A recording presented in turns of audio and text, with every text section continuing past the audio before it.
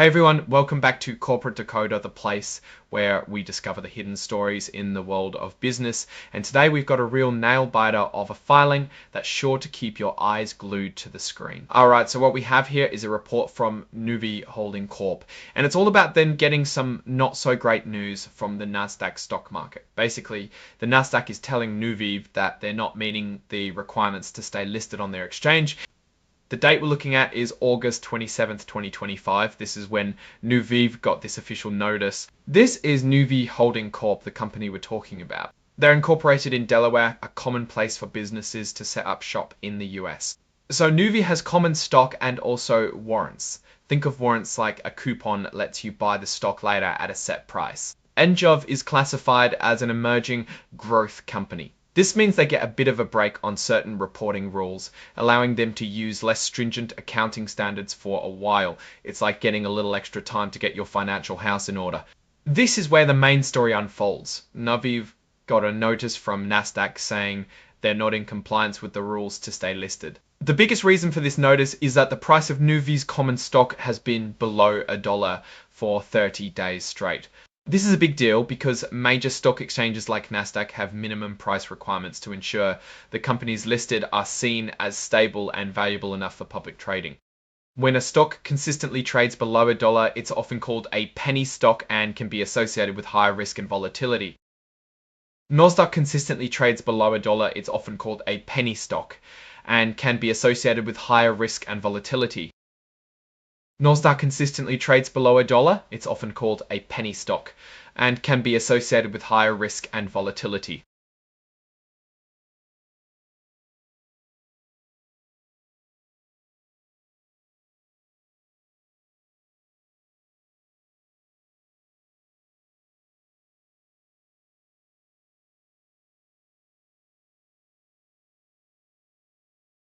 Here's where it gets even trickier for Nuvve. They're not even being given the usual grace period to fix this. Why? Because they've already done a reverse stock split recently and a couple more in the past 2 years, totaling a massive 250-to-1 ratio. A reverse stock split is when a company reduces the number of its outstanding shares, which usually increases the stock price per share. It sounds good, but doing it multiple times, especially with such a high ratio, can sometimes be a sign that a company is struggling to maintain a healthy stock price organically. Nasdaq is essentially saying, you've already tried to artificially boost your stock price and it's still falling, so we're not giving you more time for this specific issue. On top of the low stock price, Nuvve is also failing to meet another Nasdaq requirement, having at least $2.5 million in stockholders' equity. Stockholders' equity is essentially the net worth of the company, what's left over after you subtract all its debts from its assets. If this number is too low, it can indicate financial weakness or that the company has taken on a lot of debt relative to its assets. This is another separate reason why Nasdaq is flagging them for potential delisting. So the sad reality is that if nothing changes, Nuvve stock would be suspended from trading on the Nasdaq starting September 5th, 2025. This means no more buying or selling on that major exchange. But there's always a chance to fight back. Nuvve had until September 3rd to request a hearing with Nasdaq's hearings panel. This is a formal process where the company can present its case and argue why it should be allowed to stay listed. Think of it as a final chance to plead their case. And indeed, Nuvve did request that hearing on September 3rd. This request is important because it pauses any delisting action until the hearing process is complete. So while the threat is still there, they've bought themselves some time. However, the filing is very clear. There's no guarantee they'll win this appeal. They say it themselves, there can be no assurance, meaning it's a long shot. They have to prove they can meet the rules and stay on the exchange. Now, this next part is standard but very important. It contains forward-looking statements.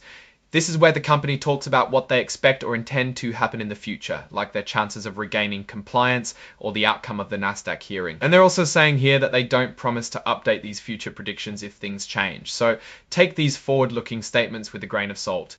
This section is usually about attaching other documents like this exhibit list. Exhibit Nuvve 4 is the cover page interactive data file, which is basically just the filing itself formatted so computers can easily read and process it.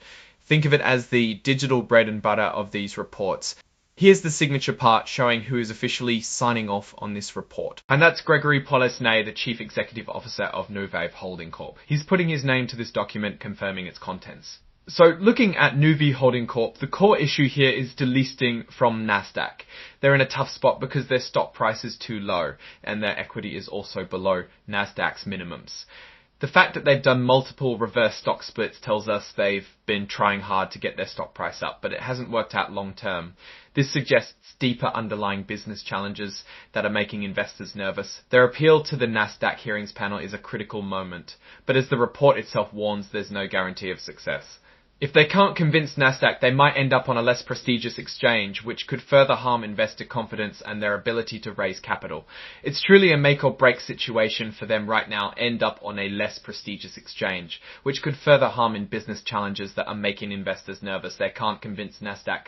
They might end up on a less prestigious exchange, which could further harm investor confidence and their ability to raise capital. It's truly a make or break situation for them right now. Alright, that's our breakdown of Nuvve's latest filing. What's your take on these numbers and what they signal for the company's future? Drop your thoughts in the comments. If this analysis was valuable, hitting that like button really helps, and subscribe for more deep dives. Don't forget to check out the Discord in the description. Thanks for watching. See you next time.